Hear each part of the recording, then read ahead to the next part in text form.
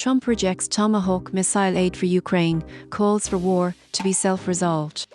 In a blunt interview aboard Air Force One, President Donald Trump dismissed Ukraine's appeal for long-range Tomahawk cruise missiles, stating he was not really looking at a transfer and urging both Kyiv and Moscow to resolve the conflict on their own. He emphasized that the United States already has a sufficient Tomahawk inventory for its own needs, a point echoed by recent Pentagon assessments that the stockpile can meet domestic requirements without export.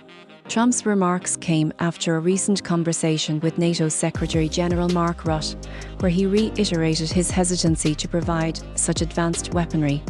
The Tomahawk, capable of striking targets up to 1,550 miles away, is a centerpiece of President Volodymyr Zelensky's strategy to strike deep into Russian territory, potentially even reaching Moscow. The Kremlin has warned that supplying these missiles would dramatically escalate the war. When asked what might constitute a final straw that would force Russia's Vladimir Putin to end the fighting, Trump responded that there is none, suggesting that sometimes the parties must simply be allowed to fight it out. He described the war as tough for both sides, citing heavy casualties and the enormous human cost.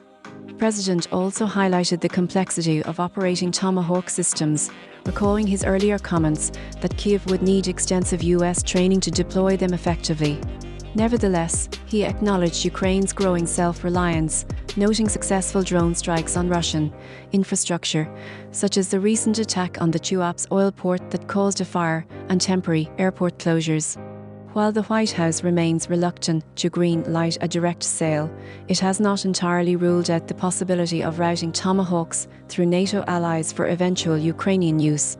Trump left the door slightly ajar, hinting that his position could evolve, but for now he maintains a stance of non-intervention, urging the warring nations to find a path to peace without further American escalation.